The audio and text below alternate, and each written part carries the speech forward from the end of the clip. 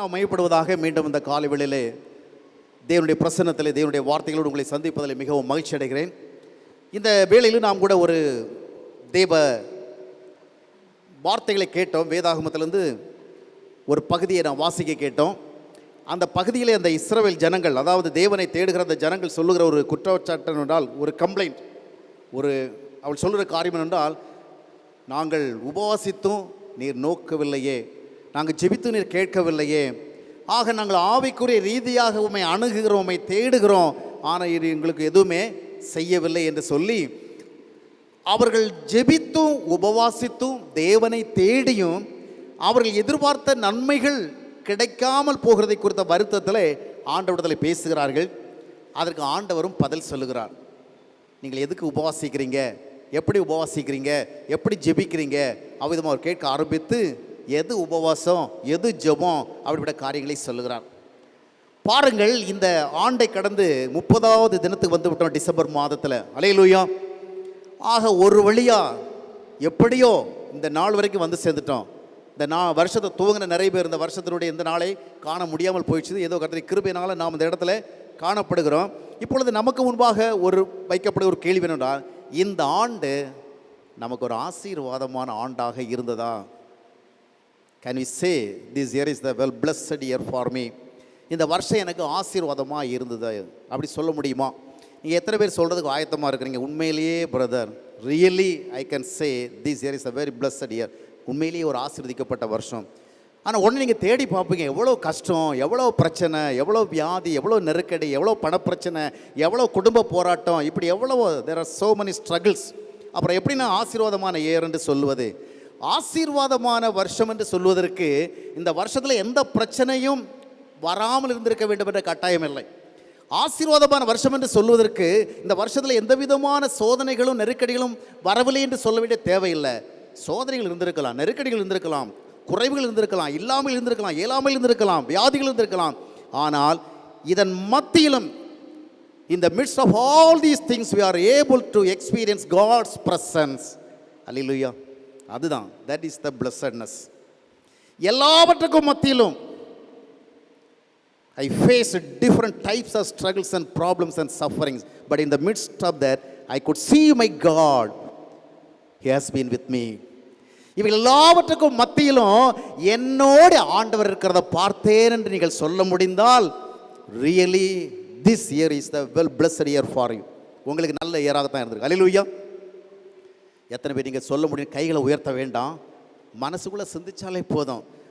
ஆனால் ஒவ்வொரு ஆண்டினுடைய துவக்கத்திலே நாம் சந்தோஷமாக துவங்குகிறோம். முடிக்க செல்லுகின்ற பொழுதுதான் என்னத்தை கண்டோம், என்னத்தை அனுபவித்தோம், ஜெபித்து என்ன பிரயோஜனம், உபவாசித்து என்ன பிரயோஜனம், காணிக்கை கொடுத்து என்ன பிரயோஜனம், சர்ச்சுக்கு போய் என்ன பிரயோஜனம், ஆராதனை செய்து என்ன பிரயோஜனம்?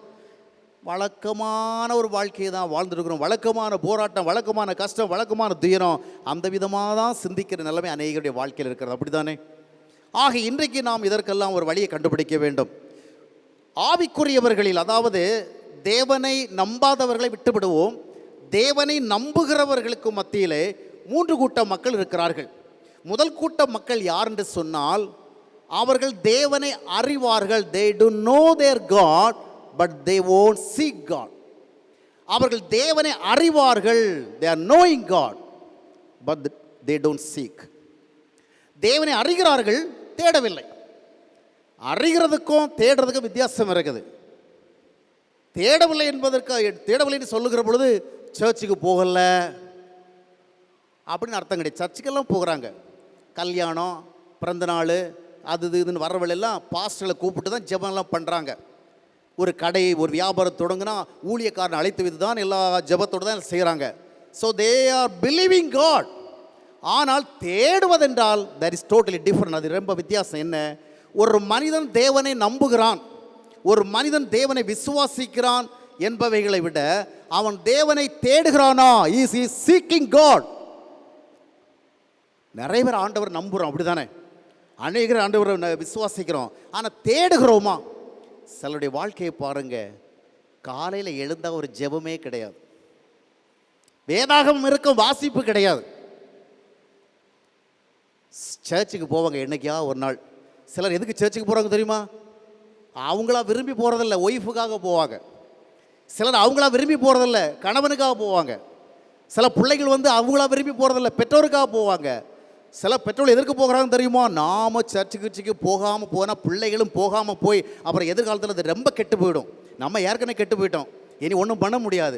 நம்ம பிள்ளைகளும் கெட்டு போகக்கூடாது. அதனால் குறைஞ்சபட்சம் சண்டே ஸ்கூல்லையாவது அதில் கொண்டு சேர்க்கறதுக்கு நாம் என்ன செய்யணும்? We must also go to the church. இவங்க சர்ச்சுக்கு போகிறது எதுக்கு? சிலர் எதுக்கு போகிறாங்கன்னா, அந்த ஒரே ஒரு நாள் தான் என் ஹஸ்பண்டு என் கூட இருக்கிறத மாதிரி நான் பார்க்குறது. இந்த சர்ச்சுக்கு போகிற நேரத்தில் தான் ஒன்றா வருவார், இந்த சர்ச்சுக்கு போகிற இடத்துல தான் ஒன்றா இருக்கிறோம். அந்த ஒரு சான்ஸை நான் என்ன செஞ்சிடக்கூடாது, மிஸ் பண்ணிடக்கூடாதுன்னு கொஞ்சம் பேர் இப்படி தான் போகிறோம். ஆனால் யதார்த்தமான வாழ்க்கையிலே தேவனை தேடுகிறதில்லை. தேவனை தேடுகிறது என்றால் என்ன? தேவனுடைய ஐக்கியத்தை தேடுகிறது. Not just believing God, also we are seeking His relationship, we are seeking His fellowship. அவருடைய ஐக்கியத்தை தேடுகிறோம். கல்யாணம் பண்ணி விட்டோம், மனைவி கணவன் பந்தம் வந்துச்சுது, தேடணுமா தேட வேண்டாமா? தேடணுமா தேட வேண்டாமா? சிலருக்கு கணவன் வீட்டில் இருந்தால் கூட தெரியறதில்ல. யாரோ வெளியிருந்து வந்து கேட்டால் அவங்க வீட்டுக்காரர் இருக்கிறாரா, நான் கொஞ்சம் இருங்க வெயிட் பண்ணுங்க, இருக்கிறாரா இல்லையா பார்த்துட்டு வரேன், அவங்களுக்கு தெரியாது. ஏன்னா அவர் எப்போ வீட்டுக்கு வருவார், எப்போ வெளியே போவார் தெரியாது. அது மாதிரி தான் சில கணவர்களும் அப்படி தான், மனைவி வீட்டில் இருக்கிற ப்ரெசன்ஸே தெரியாது. ஏன்னா அவங்க ஒரு தனி உலகம், இவங்க ஒரு தனி உலகம். இவங்க தனியாக வாழ்வாங்க, ஒரே வீட்டில் தான் வாழ்வாங்க, சாப்பிட்றதெல்லாம் ஒன்றா தான் வாழ்வாங்க, குழந்தை குட்டியெல்லாம் அது வழக்கமாக இருக்கும். மற்றபடி அவங்க ஒரு உலகம், இவங்க ஒரு உலகம். இருக்கிறது தெரியாது, தேடுகிறது கிடையாது.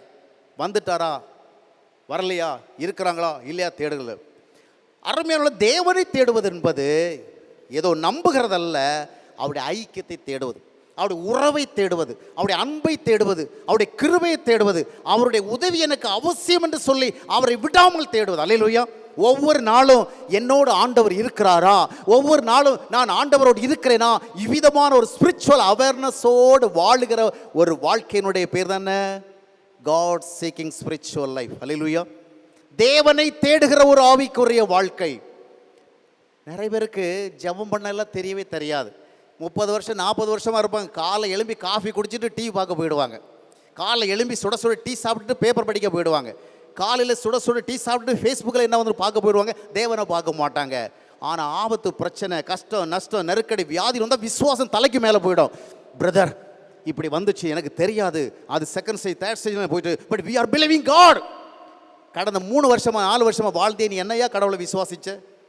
அவர் இருக்கிறான்னு விசுவாசி இருந்தால் நீ டெய்லி எவ்வளோ நேரம் அவர்கிட்ட பேசியிருக்கணும், அவருடைய வார்த்தைகளை கேட்கறதுக்கு நீ எவ்வளோ வாஞ்சி செலுத்தி இருக்கணும், அவர் எழுதி கொடுத்த வேதாகமத்தை நீ எவ்வளோ படிச்சிருக்கணும், அவரை நீ எவ்வளோ துதித்திருக்க வேண்டும், எவ்வளோ சோத்தரித்திருக்க வேண்டும், எவ்வளோ அவரை ஆராதித்திருக்க வேண்டும். இது ஒன்றும் செய்யலை. நெருக்கடி வந்தோடனே பைபிள் ஒரு வசனம் வருது, ஆபத்து காலத்திலே. இது என்ன அவசரமாக நெருக்கடி வந்த டாக்டரா கர்த்தர் அவசரத்துக்கு கூப்பிடுறதுக்கு? ஃபயர் ஸ்டேஷனை வச்சிருக்கிறார் தேவன். வேதம் என்ன சொல்கிறது? நீ சுகமாயிருக்கும் காலத்திலே உனக்கு சொன்னேன், நீ கேளாமல் போனாயே. உனக்கு உடம்பு நல்லா இருக்கும் பொழுது, சாப்பிட்றதுக்கெல்லாம் இருக்கும் பொழுது, உடுக்கிறதுக்கெல்லாம் இருக்கும் பொழுது, பிரச்சனை இல்லாமல் இருக்கும் பொழுது திரும்ப திரும்ப திரும்ப சொன்ன, என்னை தேடு, என்னை தேடு, என்னை தேடு, என்னை தேட வேண்டிய அவசியத்தில் நீ இருக்கிறாய், என்னுடைய வழிகளை தேடு, என்னுடைய வார்த்தைகளை தேடு, கேளாமல் போனாய். இப்பொழுது ஆபத்து வந்தோடனே ஓடி ஓடி வர. இப்போ நான் உனக்கு என்ன பண்ண போகிறேன் தெரியுமா? நீ என்னை தேடி ஓடி வந்துட்டு இருப்பேன், நான் உன்னை விட்டு ஓடி போயிட்டே இருப்பேன். உன்னை தேடி வந்த பொழுது நீ எனக்கு முகத்தை காண்பித்தாய். அப்படியா? அப்படியா? ஒரு மரபு சொல்ல மாட்டேங்கிறீங்க. வசனத்தை ஒருத்தன் தப்பாருன்னு போய் சொல்கிறானே, நான் உன்னை தேடி வருகிற பொழுது நீ எனக்கு முகத்தை காண்பித்தாய். இப்போ உன் ஆபத்தில் நீ என்ன தேடி வருவ, நான் என்ன பண்ணுவேன்? முகத்தை அல்ல, முதுக காண்பிங்க. ஆபத்து வந்து விட்டால் உடனே ஓடுவாங்க. இங்கே அப்போ எக்ஸ்ட்ரா ஹவர்ஸ் எல்லாம் ஜெபம் பண்ணுவாங்க, உபவாசம் இருப்பாங்க. அது வரலும் கொஞ்சம் சாப்பாட்டில் சுவை குறைந்தா கூட சாப்பிடறதுக்கு விரும்ப மாட்டாங்க. இப்போ நெருக்கடி வந்து இயல்பு தான், நான் அதை குறை சொல்லலை. ஒரு உணர்வை கற்றுக்கொள்ள வேண்டும். நமக்கு எல்லாம் நன்றாக இருக்கும் பொழுது நம்மை படைத்தவர் ஒருவர் உண்டு. நம்மை படைத்து நம்முடைய வாழ்க்கையில் ஒரு குறிப்பிட்ட விதமான அனுபவத்தை தேடுகிற ஒருவர் உண்டு. நம்மை படைத்தவருக்கு நம்முடைய வாழ்வில் மேலே ஒரு நோக்கம் உண்டு என்று உணர்ந்து we must give due importance to him, we must give due reverence to him, we must honor him. அல்லேலூயா. அப்படி இருக்கும் பொழுது அவசரம்னா ஓடி வருவார். அப்படிதானே? அவசரம்னா ஓடி வருவார். இன்னைக்கு ஜனங்கள் தேவனை தேடவில்லை, ஆனால் தேவ ஊழியர்களை தேடுகிறார்கள். பிரதர் வாங்க, ஒரு கூட்டம் நடத்துகிறோம், பிரசங்கம்லாம் பண்ணுவோம், கேட்கலாம். கூட்டத்துக்கு வர்றதுக்கு டைம் இல்லை, ஆனால் எங்கள் வீட்டுக்கு வந்து ஒரு ஜெபம் பண்ணிட்டு போகிறீங்களா? நீங்கள் கூட்டத்துக்கு வரதுக்கு நேரம் இல்லை, எங்கள் கடைக்கு வந்து ஒரு ஜெபம் பண்ணிட்டு போகிறீங்களா? இவங்களுக்கு தேவையானதெல்லாம் ஜெபம் தானே ஒழிய கர்த்தருடைய வார்த்தை அல்ல. அல்லேலூயா. ஊழியக்காரங்களுடைய பாதம் படணும். பாதம் பட்டால் இவங்களுக்கெல்லாம் பாரமெல்லாம் போட்டு நினைக்கிறாங்க. அப்படியெல்லாம் கிடையாது. எந்த பெரிய ஊழியக்காரருடைய பாதம் பட்டாலும் அது சாதாரண பாதம் தான். அது எந்த வீட்டுக்கு போகிறதுனாலும் அந்த வீடு ஸ்பெஷலாக ஆசீர்வதிக்கப்படாது. அந்த வீட்டில் இருக்கிறவங்க ஆண்டவருடைய பாதத்தை தேடணும். அல்லேலூயா. அவருடைய பாதத்தை தேடி ஆண்டவருடைய பாதம் அங்கே வந்துன்னா தான் ஆசீர்வதிக்கப்பட முடியுமே ஒழிய வேறொன்றும் இல்லை. தேவனை தேடவில்லை, ஆனால் தேவ ஊழியர்களை தேடுகிறோம். அப்படி தானே? கஷ்டம் வந்து தேவ ஊழியர் தேடுகிறோம். நான் உங்களுக்கு ஒன்று சொல்லுகிறேன், தப்பாக புரிஞ்சுக்காதீங்க. உண்மையாக தேவனை தேடுகிறவர்களுக்கு ஜெப உதவிக்காக எந்த தேவ ஊழியர்களையும் தேட வேண்டிய அவசியம் இருக்கா? நீங்கள் தேடினா தவறுன்னு சொல்லவில்லை, நல்லா வாங்கிங்க. ஏன்னா நான் என்ன சொல்லுவேங்கிறத ரொம்ப கேட்ச் பண்ணுற மைண்டெல்லாம் உங்களுக்கு இருக்கும். எங்கே தவறுகிறான், எங்கே வித்தியாசமாக போகிறான் அப்படின்ட்டு நல்லா கவனிங்க. நான் என்ன சொல்ல வர்றேன், உண்மையாகவே if you are really seeking God, we don't have any necessity to seek the servants of God for their prayer helps. ஏன்னா தேவனை தேடுகிறவர்களுக்கு அவரே போதுமானவராக இருப்பார். ஆண்டவரை உண்மையாக தேடி பழகி கொண்டவர்களுக்கு ஜெப கோபுரங்களை தேடி செல்ல வேண்டிய தேவை வராது. ஆண்டவரை தேடி பழகி கொண்டவர்களுக்கு திறப்பின் வாசல்களை நோக்கி ஓட வேண்டிய தேவை ஏற்படாது. ஆண்டவரை உண்மையாக தேடுகிறவர்களுக்கு ஜெப பேழைகளை நோக்கி ஓட வேண்டிய தேவை ஏற்படாது. ஆண்டவரை உண்மையாக தேடுகிறவர்களுக்கு எந்த ஜெப மையத்தை நோக்கி அவருடைய ஜெபத்திற்காக ஓட வேண்டிய தேவைப்படாது. இவர்களுக்கு தேவனோடு இருக்கிற ஐக்கியமும், இவர்களுக்கு தேவனோடு இருக்கிற உறவும், இவர்களுக்கு தேவனோடு இருக்கிற பகிர்ந்து கொள்ளுதலும் அவர்களுக்கு நன்மையை கொண்டு வரும். அல்லேலூயா. அதற்காக ஊழிய காலத்தில் போக வேண்டாம் என்று நான் சொல்லவில்லை, எந்த கூட்டத்துக்கும் போக வேண்டாம் நான் சொல்ல வரவில்லை. ஆனால் என்னுடைய வாழ்வின் சூழ்நிலைகளுக்கு உதவி செய்வதற்கு இன்னொரு ஊழியருடைய ஜெபம்தான் எனக்கு வேண்டும் என்று போக தேவை வராது. எனவே தேவனை அறிந்திருக்கிறோம். we do know our God, but are we seeking him? அவரை தேடுகிறோமா? இன்னைக்கு இந்த கூட்டத்தில் வந்திருக்கிற எத்தனை பேர் அரை மணி நேரமாக ஜெபம் பண்ணிட்டு வந்தவங்க இருக்கிறீங்க? நிறைய பேர் இருப்பீங்க, கையை தூக்க வேணாம். எத்தனை பேர் அரை மணி நேரம் குறையாமல் ஜெபம் பண்ணிட்டு வந்தீங்க? இந்த கூட்டத்துக்கு போகிறேன், இந்த கூட்டம் ஒரு ஆசீர்வாதமாக இருந்தால் எனக்கும் ஆசீர்வாதமாக இருக்கும், அதற்காக ஜெபித்தீங்களா? வாழ்க்கையில் என்றைக்கோ ஏதாவது ஒன்று நடக்கும், அன்னைக்கு யோசனை பண்ணி பார்ப்போம், ஏன் இதெல்லாம் நடந்தது? ஒன்றுமே தெரியல பிரதர், ஏன் நடந்தது? why all these things happen to me? யாரா மந்திரவாதம் பண்ணி வச்சுருப்பாங்களோ, பில்லி சூன்யம் பண்ணி வச்சுருப்பாங்களோ, இல்லை யாருடைய பொறாமை நம்ம மேலே வந்துவிச்சோ? நம்ம கிறிஸ்தவங்களுக்கு எப்போவுமே கஷ்டம், பிரச்சனை, நெருக்கடின்னு வந்தால் தெரிஞ்சதெல்லாம் என்னது? எவனோ பில்லி சூன்யம் பண்ணி வச்சுருக்கிறான், ஏவல் பண்ணி விட்டுருக்கான், மந்திரம் பண்ணி வச்சுருக்கிறான், இல்லை அவங்க கண் பார்வை விழுந்துச்சு, அதுதான் தெரியும். இல்லை, தேவனை தேடாதவர்களுடைய வாழ்க்கையிலே, தேவனுக்கு கொடுக்க வேண்டிய முக்கியத்துவத்தை கொடுக்காதவர்களுடைய வாழ்க்கையிலே எந்த நேரத்திலும் தப்பி போக முடியாத ஒரு நெருக்கடி வருவதற்கு வாய்ப்புகள் இருக்கிறது. கதவை திறந்து வைத்துக் கொண்டு தான் நாயும் வரும், பேயும் வரும். காவல் காப்பதற்கு யாரும் இல்லை என்றால் எதுவும் வரும். உடலை சரியாக கவனிக்காதவனுக்கு எந்த நோயும் வரும். தேவனை தேடாதவனுடைய வாழ்க்கையில் நிம்மதி கேடு எப்போ வரும்னு சொல்ல முடியாது. தப்பி போக முடியாத நெருக்கடி எப்பொழுது வரும் என்று தர முடியாது. ஆனால் தேவனை தேடுகளுடைய வாழ்க்கையிலும் வரத்தான் செய்யும் கஷ்ட கவலை. ஆனால் அவன் என்ன பண்ணுவான்? he will stand strong. அவன் வலிமையாக நிற்பான். let come, I will see because I am with my God. நான் ஆண்டவரோட இருக்கிறேன். அல்லேலூயா. ஆக தேவனை தேடுகிறீர்களா? வாழ்க்கையிலே ஆசீர்வாதம் இல்லை, அவர் ஜெபித்தார், இவர் ஜெபித்தார், நான் ஜெபித்தேன். தேவனை தேடுகிறோமா? தினமும் தேவனிடத்தில் ஜெபிக்கிறோமா? தினமும் தேவனுடைய வார்த்தைகளை வாசிக்கிறோமா? அது என்ன சொல்லுகிறது சிந்திக்கிறோமா? அது சொல்லிக் கொடுத்தபடி வாழ்வதற்கு உட்படுகிறோமா? அப்படி வாழ முடியாத பொழுது ஆண்டவரிடத்தில் அதை சொல்லுகிறோமா? நீ சொன்னபடி எனக்கு வாழ முடியவில்லையே, எனக்கு சொல்லித்தாரும் கேட்கிறோமா? தேவனை தேடுவோம்.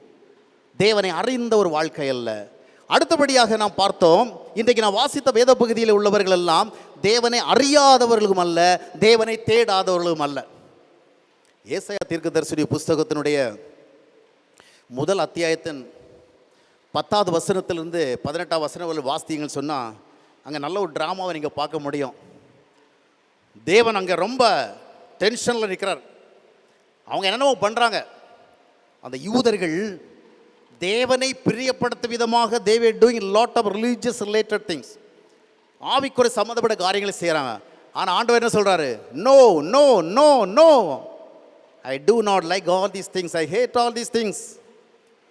இதெல்லாம் வேணாம், உங்கள் பக்தி எனக்கு வேண்டாம், உங்களுடைய பண்டிகை எனக்கு வேண்டாம், உங்களுடைய பலிகள் எனக்கு வேண்டாம், உங்களுடைய பிரார்த்தனை எனக்கு வேண்டாம், உங்களுடைய காணிக்கை எனக்கு வேண்டாம்.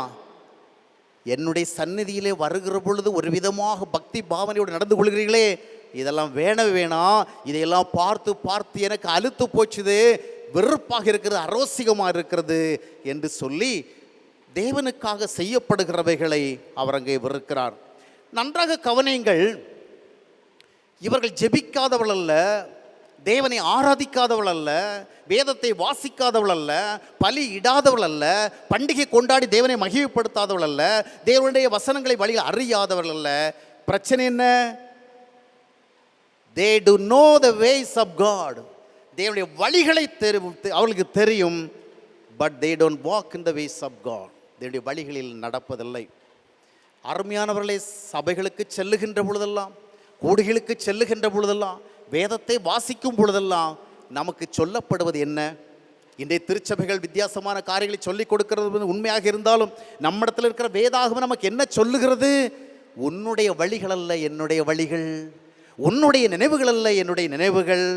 உன்னுடைய நினைவுகளின் அடிப்படையிலே ஓடிக்கொண்டிராதே, உன்னுடைய வழிகளின் அடிப்படையிலே ஓடிக்கொண்டிராதே, இந்த உலகம் காண்பிக்கிற வழியிலே போகாதே. Learn my ways, understand my thoughts.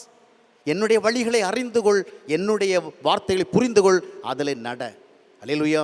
ஆகில் தான் சங்கீதக்காரங்க தாவி தெய்வம் நோக்கி ஜெபிக்கும் பொழுது சங்கீதம் 25 வாசிக்கிறோம், ஆண்டவரே kindly teach me your ways, which way I should choose.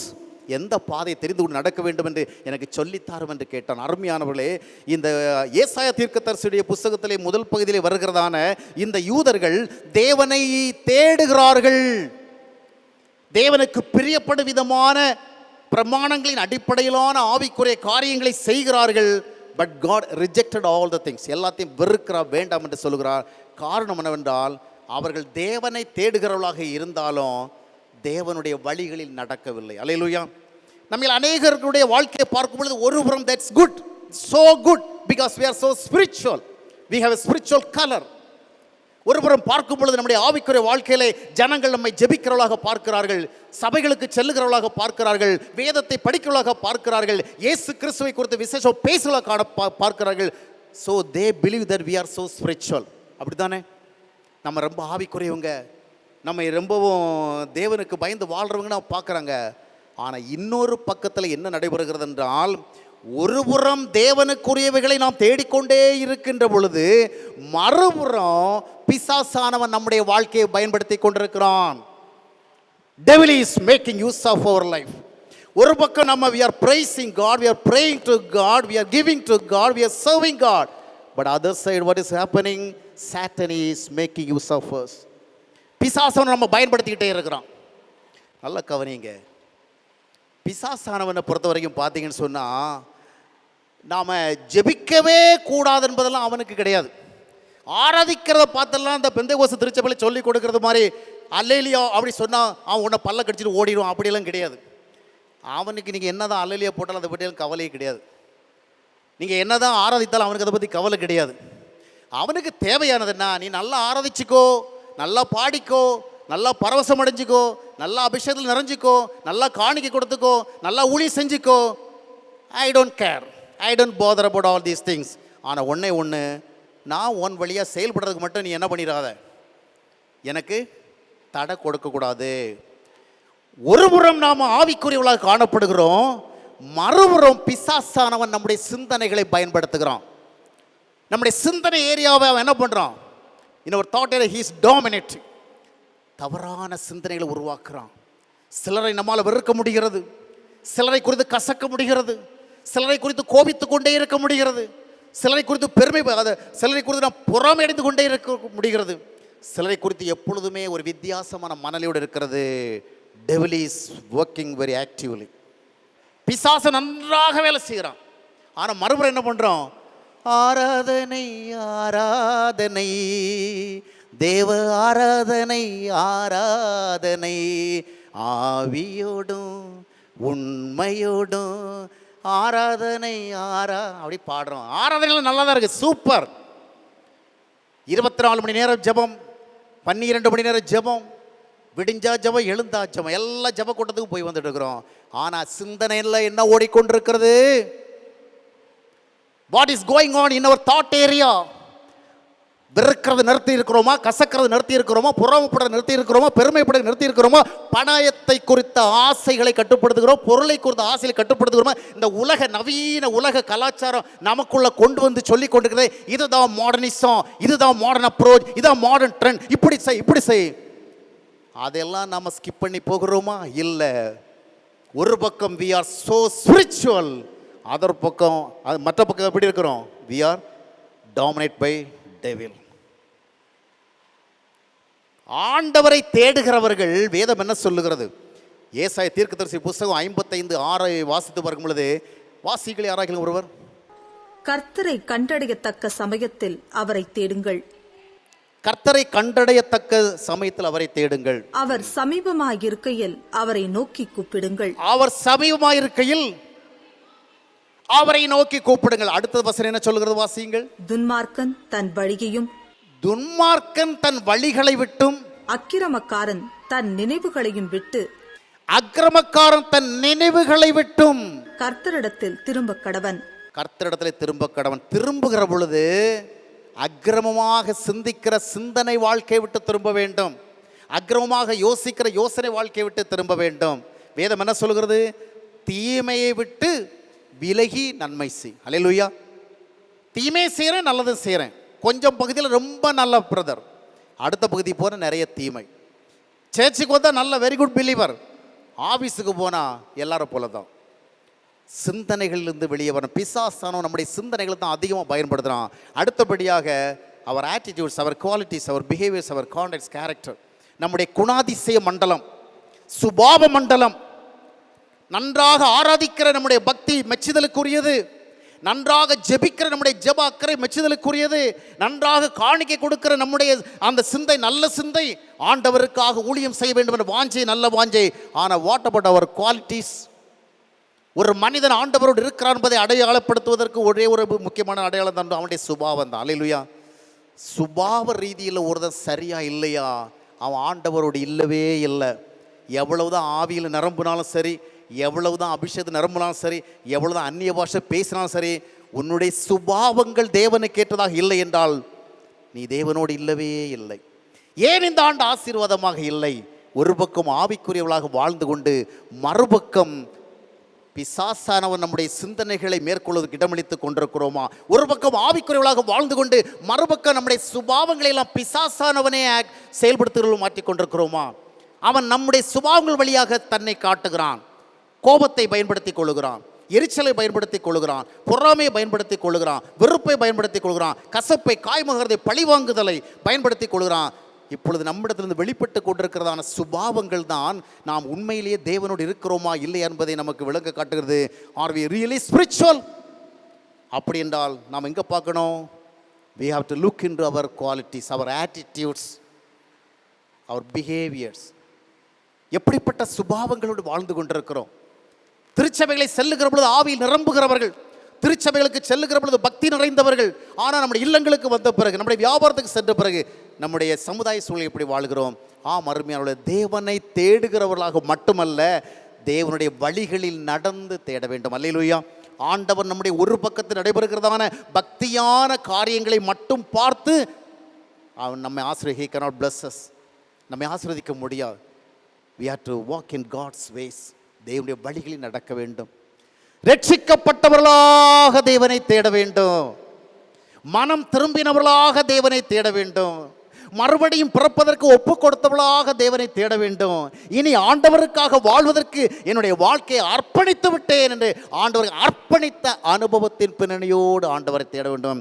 அப்பொழுது நம்முடைய ஜெபங்களுக்கு மரியாதை உண்டு, நம்முடைய உபவாசங்களுக்கு மரியாதை உண்டு. இங்கே ஏசாயா தீர்க்கதரிசி புத்தகம் 1 மத்தேயு 10 16 வசனம் வரை உள்ள பகுதியில் வாசித்து பார்க்கும்பொழுது ஜெபங்கள் நிராகரிக்கப்படுகிறது, உபவாசங்கள் நிராகரிக்கப்படுகிறது, பலிகள் நிராகரிக்கப்படுகிறது, காணிக்கைகள் நிராகரிக்கப்படுகிறது, பண்டிகை கொண்டால் நிராகரிக்கப்படுகிறது. காரணம் என்றால் தேவனை தேடாதவர்கள் அல்ல அவர்கள், தேவனுடைய வழிகளில் நடக்காதவர்கள், தேவனுடைய வழிகளில் நடக்காதவர்கள்.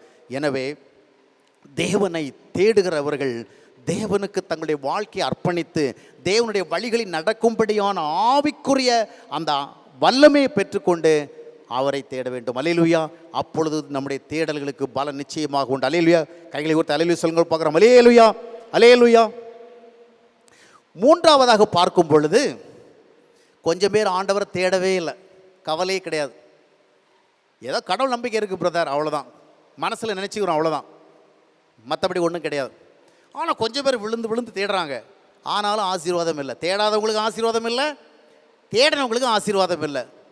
ஆனால் இன்னும் ஒரு கூட்டம் பேர் இருக்கிறாங்க, அவங்கள பார்த்தீங்கன்னு சொன்னால் இவர்கள் யாருக்கும் தப்பு தவறு எதுவுமே செய்கிறது கிடையாது.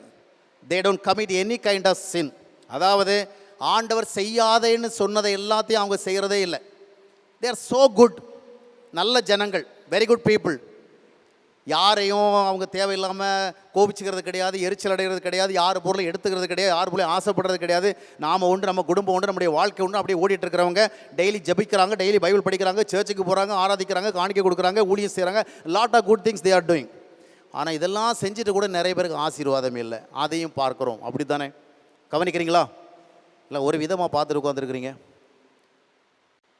சரி, தேவனை தேடாதவர்களுக்கு தான் ஆசீர்வாதம் இல்லை. சரி, போகட்டும். தேவனை தேடுகிறவர்கள் தேட வேண்டிய விதமாக தேடாதனால ஆசீர்வாதம் இல்லை. இந்த ஒரு தப்பு தவறு பண்ணாதபடிக்கு ஆண்டவரை தேடுறாங்களே கொஞ்சம் பேர், அவங்களுக்கு ஏன் ஆசீர்வாதம் இல்லை? நான் எத்தனையோ பேரை சந்திக்கும் பொழுது அவர்களுக்கு எப்படி ஆலோசனை கொடுக்கணும் எனக்கு தெரில. பிரதர் ஜெபம் பண்ணுறீங்களா? நல்லா ஜெபம் பண்ணுறேன். பைபிள் படிக்கிறீங்களா? பைபிள் படிக்கிறேன். சர்ச்சுக்கு போகிறீங்களா? சர்ச்சுக்கு போகிறேன். காணிக்கை கொடுக்குறீங்களா? காணிக்கை கொடுக்குறேன். ஆண்டவர் நேசிக்கிறீங்களா? நேசிக்கிறேன். ஆராதிக்கிறீங்களா? ஆராதிக்கிறேன். ஊழியத்துக்கு போகிற ஆயத்தமாக இருக்கிறேன். ஆசீர்வதிக்கப்பட்டிருக்கீங்களா? இல்லை. ஆண்டவர் நன்மை பெற்றிருக்கீங்களா? இல்லை. இதுக்கு என்னங்க காரணம்? இதுக்கு அப்பால் நம்ம என்ன பண்ண வேண்டியிருக்கு பாருங்கள். தேடாதவர்கள், சரியாக தேடாதவர்கள். இப்பொழுது மூன்றாவது கூட்டத்தினர் தேடுகிறவர்கள் நல்லவர்கள், ஆனால் அவர்களுக்கு நன்மை இல்லை. காரணம் என்னவென்றால், சிலரை பாருங்கள், நீங்கள் ஏன் ஆண்டவர் தேடுறீங்க? நல்லா ஜெபம் பண்ணுறீங்க, நல்லா பைபிள் படிக்கிறீங்க, நல்லா சர்ச்சுகளில் போகிறீங்க, காணிக்கைலாம் கொடுக்குறீங்க. இதெல்லாம் எதுக்கு செய்கிறீங்க? ஒன்றும் இல்லைங்க, ஆண்டவர் நம்மளை நல்லா வச்சுக்கணும்னு சொன்னால் இதெல்லாம் செய்யணும். செத்த பிறகு பரலோகம் போகணும்னா இதெல்லாம் செய்யணும். அவங்க ஏன் இதெல்லாம் செய்கிறாங்கன்னா, அவங்க குடும்பத்தை ஆண்டவர் நல்லா வச்சுக்கணும். வியாதி விக்கிரம் தொல்லை துக்கம் வரக்கூடாது, கஷ்டம் கவலை சங்கட சமாச்சாரம் வரக்கூடாது, பிள்ளைகளுக்கெல்லாம் நல்லது நடக்கணும். அவங்க வேறு யாருக்கும் தொந்தரவு கொடுக்குறதும் கிடையாது, யாருக்கு எந்த விதமான உபத்திரவம் கொடுக்குறதும் கிடையாது. They are so good, very good. ஆனால் அவர்களுடைய ஆவிக்குரிய தேடலுடைய அல்டிமேட் கோல், அல்டிமேட் பர்பஸ் என்னவென்று சொன்னால், they want to be blessed by God. தேவனால் ஆசீர்வதிக்கப்பட விரும்புகிறார்கள். ஆனால் வேதாகமத்தை வாசிக்கும் பொழுது அங்கேயும் ஒரு சின்ன பிரச்சனை இருக்கிறது. கொலோசியர் 1:16 வாசித்து பார்க்கும் பொழுது வேதம் சொல்லுகிறது, ஏனென்றால் அவருக்குள் சகலமும் சிருஷ்டிக்கப்பட்டது, பரலோகத்தில் உள்ளவைகளும் பூலோகத்தில் உள்ளவைகளும் ஆகிய காணப்படுகிறவைகளும் காணப்படாதவைகளுமான சகல வஸ்துக்களும், சிங்காசனங்களானாலும் கர்த்தத்துவங்களானாலும் துரைத்தனங்களானாலும் அதிகாரங்களானாலும் சகலமும் அவரை கொண்டும் அவருக்கென்றும் சிருஷ்டிக்கப்பட்டது. தேவன் எல்லாவற்றையும் கிறிஸ்து மூலமாக படைத்தாராம், நம்மையும் படைத்தாராம். எதற்காக என்று சொன்னால், நாம் யாருக்காக படைக்கப்பட்டோம்? இயேசுவுக்காக படைக்கப்பட்டோம், கிறிஸ்துவுக்காக. we have been created by God for Christ. கிறிஸ்துவுக்காக படைக்கப்பட்டோம். ஆதியிலே தேவன் வானத்தையும் பூமியும் படைத்தார் பார்க்கிறோம். அப்படியானால் எதற்காக படைத்தார்? நாம் ஏதோ இந்த உலகத்தில் பிறந்து வளர்ந்து வருகிற பொழுது நம்முடைய வாழ்க்கை தேவைகளுக்காக, குடும்பத்துடைய ஆசீர்வாதங்களுக்காக, நம்முடைய பிள்ளைகளுக்கு நன்மைகளுக்காக, நம்முடைய எதிர்காலத்துக்காக, இதற்காக நம்ம ஜெபித்து ஆண்டவருடைய கிருபையை தேடுவோம், ஆண்டவர் நமக்கு அருள் தருவார், இப்படிப்பட்ட ஒரு நோக்கத்திற்காகவா? இல்லை. ஆண்டவர் நம்முடைய வாழ்க்கையின் மேலே ஒரு பெரிய திட்டத்தை வைத்திருக்கார். அல்லேலூயா, அல்லேலூயா. God has a plan over our life. He has a purpose. நாம் ஜெபிக்கிறவர்களாக இருந்தாலும், வேதத்தை வாசிக்கிறவர்களாக இருந்தாலும், நாம் சபைகளுக்கு செல்லுகளாக இருந்தாலும், ஆராதிகளாக இருந்தாலும், all these things for what purpose I am doing, நான் எதற்காக செய்கிறேன் அப்படி கேட்கப்படுகிற பொழுது ஒன்று சொல்ல வேண்டும், I want to fulfill the plan of God. I want to fulfill the will of God. ஆண்டவருடைய நோக்கத்தை நிறைவேற்ற. என்ன நோக்கம்? என்னை படைத்ததில் தேவன் ஒரு நோக்கத்தை வைத்திருக்கிறார். அந்த நோக்கம் நிறைவேறணும். அது என்ன நோக்கம்? இந்த நோக்கத்தை நீங்கள் உங்களுடைய வாழ்க்கையிலே அறிய வேண்டும் என்று சொன்னால் மத்தேயு 6ஆம் அத்தியாயத்தினுடைய 33ஆம் வசனம் சொல்லுகிறபடி அங்கே வர வேண்டும். முதலாவது தேவனையும் தேவனுடைய ராஜ்யத்தையும் அவருடைய நீதியும் தேடுங்கள். First of all, we have to seek God's kingdom and also His righteousness. Then we will be able to understand for what purpose God had created us. இது வரைக்கும் விளங்காது. அது வரைக்கும் இந்த சத்தியம் விளங்கவே விளங்காது. என்கிட்ட நிறைய பேர் கேட்பாங்க, நீங்கள் சரி சொல்கிறீங்க, ஆண்டவருடைய நோக்கம் ஒன்று இருக்குது, நோக்கம் ஒன்று இருக்குது, நோக்கம் ஒன்று இருக்குது. I want to know that. நான் சொல்கிறேன், நான் சொல்லி கொடுத்தால் நீங்கள் விளங்கிக்கவே மாட்டீங்க. You can never understand it. First of all, you have to be within the control of God. தேவனுடைய ஆளுகைக்குள் ஒரு மனிதன் வந்து தேவனுடைய விருப்பத்தின்படி அவனை வளைக்கலாம் நெளிக்கலாம் என்ற சூழலை ஏற்பட்ட பொழுதுதான் God will reveal His will over his life. அதற்கு பிறகுதான் தேவனுடைய திட்டம் அவனுக்கு அறியப்படும். அதுவரையிலும் இவனுக்கு அறிகின்ற அறிவு வராது. He needs a Holy Spirit support to understand the things of God. ஆவிக்குரியல் மட்டும்தான் ஆவிக்குள்ளே அறிய முடியும். முதலாவது, I have to commit myself to God. ஆண்டவரை ஆளுகை செய்யும், ஆளுகை செய்யும். என்னுடைய சிந்தனைகளை ஆளுகை செய்யும், என்னுடைய சுபாவங்களை ஆளுகை செய்யும், என்னுடைய ஆசைகளை ஆளுகை செய்யும், என்னுடைய விருப்பங்களை ஆளுகை செய்யும்.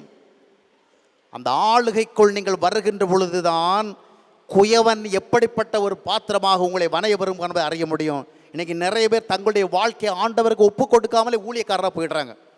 அதனால தான் ஒழுங்காக ஊழியமும் பண்ண முடியலை, அவங்க ஊழியத்தில் இருக்கிறவங்களும் உருப்பட முடியலை. ஏன்னா ஆண்டவர் அறியாதவர்கள் எல்லாம் தியாலஜிக்கல் காலேஜுக்கு போயிட்டு ஊழியக்காரர் ஆனால் அவங்களும் கெட்டு போயிட்டு அவங்க கையில் இருக்கிற மந்தையும் கெட்டுப்போம், நிச்சயமாக கெட்டுப்போம். தேவனை அறியாதவங்க ஊழியத்துக்கு போகக்கூடாது. எவ்வளோதான் ஷார்ட்டேஜ் இருந்தாலும் சரி, அறிவிப்பதற்கு ஆள் இல்லை எல்லாமே உண்மைதான். காணாமல் போன ஆடுகளை தேடுவதற்கு ஆள் என்பது உண்மைதான். அது உண்மையாக இருந்தாலும் தேவனை அறியாதவன் தேவனுடைய ஊழியத்துக்கு போகவே கூடாது. தேவனுடைய ஆளுகைக்குள் தன்னை ஒப்பு கொடுத்து தேவனால் உடைக்கவும் உருவாக்கவும் வளைக்கவும் நெளிக்கவும் அவர் விரும்புகிறபடி வணையும் தக்கதாக அவனுடைய இருதயம் மாறாதபடிக்கு he should not go to the ministry. போனா அவனும் சீரழிவான், அவனிடத்தில் சிக்கிக்கொள்கிற மந்தையும் சீரழியும்.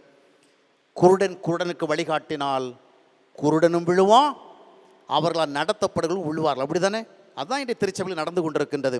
எனவே first of all we should know our God. We must find ourselves within the control of God, within the ruling of God. ஆண்டவருடைய ஆளுகைக்குள் நாம் காணப்பட வேண்டும்.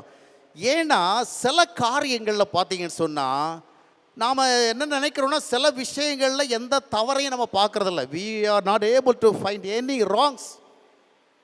ஒரு தவறையும் பார்க்குறதில்ல. ஒன்று என்ன நினைக்கிறேன் சரின்னு ஒரு சிந்தனையை வைத்துக் கொள்ளுங்கள். நான் முடித்து விடுவேன், 11 மணிக்கு முடித்து விட விரும்புகிறேன்.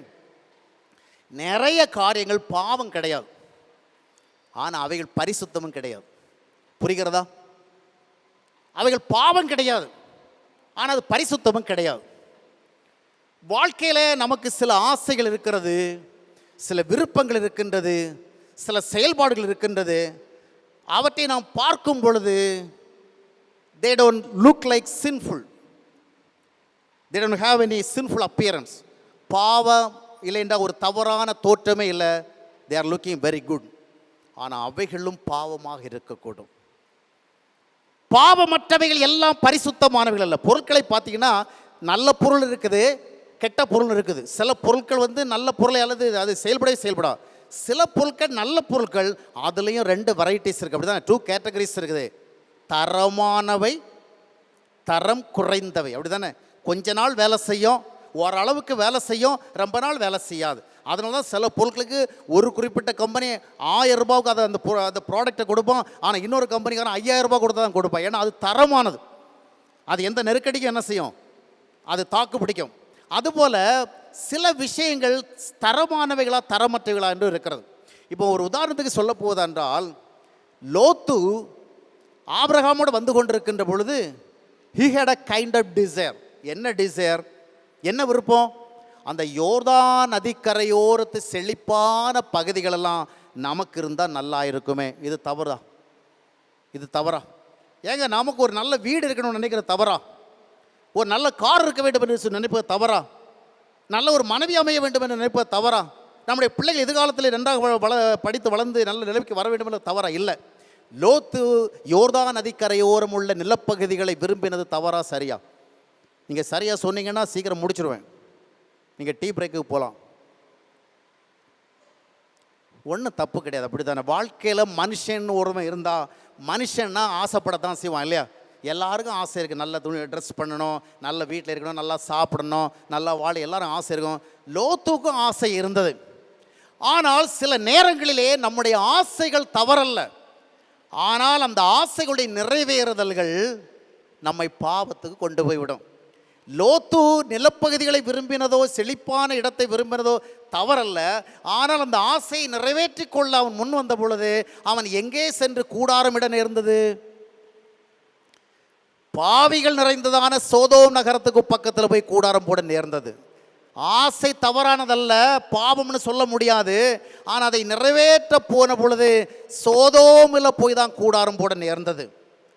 நாட்டில் பஞ்சம் வந்த வேளையில் எங்கேயாவது போய் பிழைக்கணும்னு ஆபிரகாம் நினைத்ததில் தவறே கிடையாது. ஆதியாகமம் 13ஆம் அத்தியாயத்தை வாஸ்து பார்க்கும், 12ஆம் அத்தியாயத்தை வாஸ்து பார்க்கும் பொழுது தேசத்தில் பஞ்சம் வந்தது.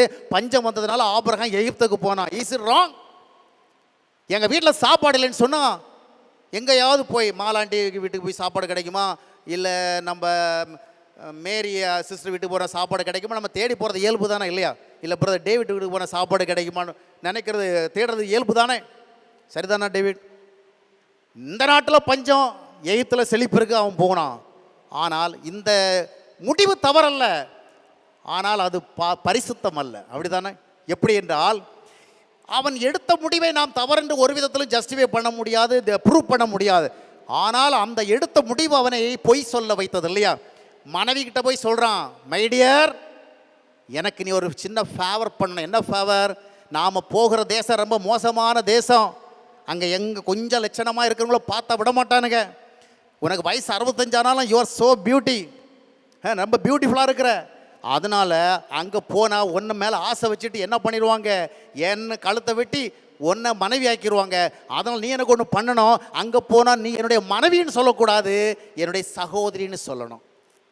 சகோதரின்னு சொன்னால் என்னை கொலை செய்யாமல் என்ன செஞ்சுருவாங்க, விட்டுருவாங்க, ஒன்றை கொண்டு போயிடுவாங்க. நீ போனாலும் பரவாயில்லை, நான் உயிர் பிழைச்சிக்குவேன். அதுதான் ஐயாவுடைய பிளான். இந்த பிளான் அவன் செய்கிறானே, இவன் யார்? Who is his fellow? He was chosen by God to become a big nation இல்லையா? ஒரு பெரிய ஜனக்கூட்டமாக மாறுவதற்காக தேவனால் தெரிந்து கொள்ளப்பட்டவன். தேவன் அவனை சொன்னார், உன்னை ஆசீர்வதிக்கிறேன் ஆசீர்வதிப்பேன், உன்னை சபிக்கிறேன் சபிப்பேன், உனக்குள் தான் இந்த தேசமே என்ன செய்யும், சர்வ சந்ததிகளும் ஆசீர்வதிக்கப்படும். அந்த மனுஷன் தான் போய் சொல்கிறான் பாருங்க, மனைவியை போய் சொல்கிறான் அக்கான்னு. ஏன் இந்த நிலைமை வந்தது? சில காரியங்கள் தவறல்ல, ஆனால் அவை எங்கே போய் முடியும் என்று தெரியாது. ஆகையால் சில நேரங்களிலே நாம் சில காரியங்களை செய்கின்ற பொழுது அந்த காரியம் தவறல்ல. இப்போது சென்னையில் ஒரு ஃபங்க்ஷன் நடக்க வச்சுக்கலாம், நல்லா சீக்கிரமாக முடிக்கிறேன். சென்னையில் ஒரு கல்யாணத்துக்காக போகிறீங்க. இங்கே ஒரு அம்பத்தூருக்கு ஒரு கல்யாணத்துக்காக போகிறோம். போகிற வேளை நம்ம தாம்பரத்தில் நம்ம பிரதர் இம்மானுவல் இருக்கிறார். அவன் எங்கள் ஒய்ஃபு சொல்கிறாங்க, சீக்கிரமாக ஃபங்க்ஷனுக்கு போகணும், அதுக்காக தான் நம்ம போயிட்டுருக்கோம், அதுக்காக தான் மெனக்கெட்டு காசு செலவு பண்ணி போயிட்டுருக்கோம், ஸ்ட்ரெயிட்டாக ஃபங்க்ஷனுக்கு போகணும். அப்போ நான் சொல்கிறேன், இம்மானுவல் பிரதர் எனக்கு ரொம்ப நல்ல பிரதர், நிறைய உதவியெல்லாம் செய்கிறவர், அதனால் ஆன் த வே நம்ம என்ன பண்ணோம், அதில் கொஞ்சம் ஹால்ட் அடித்து அவர் வீட்டுக்கு போயிட்டு, அவருக்கு 1 வருஷத்துக்கு முன்னாடி குழந்தை பிறகு நம்ம இன்னும் போய் பார்க்கல, அதனால் அதை போய் பார்த்துட்டு விஷ் பண்ணிட்டு வருவோன்னு. என் மனைவிக்கு உடனே ரொம்ப டென்ஷன் ஆகுது. இப்போ எங்கேயுமே போக வேணாம், ஸ்ட்ரெயிட்டாக அங்கே தான் போகணும். எங்கே போகணும்? ஃபங்க்ஷனுக்கு போகணும். அதுக்கு தானே நான் புடவைலாம் கட்டி வந்திருக்கோம், அது கொஞ்சம் கலையக்கூடாது, போயிடும். இப்போ நீங்களே ஒரு நியாயம் சொல்லுங்கள், நான் நினைத்தது தவறா சரியா? சொல்லுங்க, நான் நினைத்தது சரியா தவறா? நம்ம சகோதரன் இம்மானுவேலை தாம்பரத்தில் போய் பார்த்துட்டு ஃபங்க்ஷனுக்கு போகலான்னு சொன்னது தவறா சரியா? ஒன்றுக்குமே பதில் சொல்ல மாட்டேங்கிறீங்க. சரி, வெரி குட், வெரி ரைட். ஆனால் என் மனைவி சொன்னது தான் தவறு இல்லையா? ஆனால் சொன்னபடியே பிரதர் இம்மானுவேல் வீட்டுக்கு போனேன். கற்பனை இன்னும் போகலை, போனேன். அவர் காஃபி கொடுத்தாரு, டீ கொடுத்தாரு, பலகாரம் கொடுத்தாரு, சாப்பிட்டோம், கொண்டோம், எல்லாம் முடிச்சுட்டு ஃபங்க்ஷனுக்கு போனோம். மாப்பிள்ளையும் பொண்ணும் வெளியே வந்துட்டாங்க. அவங்க ஃபங்க்ஷன் அங்கே முடிஞ்சு போச்சு. என் மனைவி ஒன்று சொல்கிறாங்க, இதுக்குத்தானே அப்போவே சொன்னேன் அவங்ககிட்ட, நேராக ஃபங்க்ஷனுக்கு போவோம், நாங்கள் விழுப்புரத்துக்கு ஒரு முறை ஒரு கல்யாண வீட்டுக்கு போனவள அப்படி தான் நடந்தது. நாங்கள் போகிறதுல மணமக்கள் வெளியே வந்துட்டாங்க, எல்லாம் முடிச்சு வீட்டுக்கு போகிறத வந்துட்டாங்க. அப்புறம் ரோட்டில் நிறுத்தி தான் அவங்களுக்கு பரிசெல்லாம் கொடுத்துட்டு வந்தோம். நன்றாக கவனியுங்கள், என்னுடைய ஆசை தவறானதல்ல. ஆனால் இந்த ஆசையை நிறைவேற்றுகின்ற பொழுது இதைவிட மிக நல்ல ஒரு ஆசை நிறைவேறாமல் போகும். லோத்துவே, நீ யோர்தான் நதிக்கரையோரம் உள்ள செல்வ வளமுள்ள பகுதியை தெரிந்து கொண்டது ஒன்று தவறல்ல. ஆனால் இந்த ஆசை நீ நிறைவேற்ற போனால் நீ பாவிகள் நிறைந்த இடத்துல போய் நீ உன்னுடைய சந்ததியும் பாவியா போகிறது மட்டுமல்ல, அந்த ஆபிரகாமுக்கு கிடைக்க போகிறதான உயர்ந்த அந்த ஒரு ஆசீர்வாதம் உனக்கு கிடைக்காம போயிடும். கிடைக்காம போயிடுச்சு, அப்படி தானே? ஃபங்க்ஷனுக்கு போகிறவள்ள நண்பனை பார்க்குற போகிறது தவறு கிடையாது. ஆனால் இந்த காரியத்தில் ஈடுபட்ட அந்த காரியம் ஃபெயில் ஆகும். வாழ்க்கையில் நிறைய நேரங்களில் இதான் நடக்கிறது. காசு சம்பாதிக்கிற தப்பு கிடையாது, பணம் சம்பாதிக்கிற தப்பு கிடையாது. சிலர் பாருங்கள், கல்யாணம் பண்ணுறாங்க, அப்படியே வெளிநாட்டுக்கு ஓடி போயிடுறாங்க. மனைவி இங்கே, கணவன் அங்கே. அப்புறம் 2 வருஷத்துக்கு ஒரு முறை வராங்க, ஒரு பிள்ளை உண்டு, ஒரு குழந்தை பிறக்கிறது. அடுத்த 2 வருஷத்துக்கு வராங்க, அடுத்த குழந்தை பிறக்கிறது. குழந்தை இங்கே வளர்கிறது, அவர் அங்கே சம்பாதிக்கிறார். அவரை சொல்லியும் குறை கிடையாது. ஏன்னா 4 காசு சம்பாதிச்சா நாளைக்கு தலையில் முடிந்து வைக்க முடியும். ஆனால் நிறைய சம்பாதிச்ச அப்புறம் தலை குனிகிறது இப்பொழுது. ஏன்? வீட்டில் வந்தால் நிறைய, ஊரில் வந்தால் நிறைய கெட்ட பேர். யார் காரணம்? ஆசை தவறானதல்ல, 4 காசு சம்பாதிக்கணுங்கிற சிந்தனை தவறானதல்ல. ஆனால் இந்த ஆசை நிறைவேற்ற போகும் பொழுது அல்டிமேட்டாக என்ன நடக்கணுங்கிறதான ஒரு சிந்தனை வேணும். மனைவிக்கு ஒரு கணவனுடைய ஐக்கியம் வேணும், அப்படி தானே? அது 3 வருஷத்துக்கு 5 வருஷத்துக்கு ஒரு முறை கிடைச்சா போதாது. உண்மையை தான் சொல்கிறேன். அது கணவனாக இருந்தாலும் மனைவி அந்த கல்யாணம் பண்ணுற அதுக்கு தான். கணவனுக்கு ஒரு மனைவி ஐக்கியம் வேணும், மனைவிக்கு ஒரு கணவன் வேணும். பிள்ளைகள் பிறந்தால் மட்டும் போதா, பிள்ளைகளுக்கு பெற்றோருடைய ஃபெலோஷிப் வேணும் இல்லையா? தகப்பன் இருக்கணும். நாளைக்கு பிள்ளைகளுக்கு நிறைய காசு சம்பாதிச்சு என்ன பிரயோஜனம்? நீ நிறைய காசு சம்பாதிச்சு வந்து பிள்ளைகள் கெட்டு போயிட்டாங்க, ஊரில் வந்தால் கெட்ட பேர். எதற்கு இதை சொல்லிக் கொண்டு இருக்கிறேன்னு சொன்னால், நிறைய காரியங்கள் they are looking sinless but they are not holy. அவர்கள் பரிசுத்தமானவர்கள் அல்ல.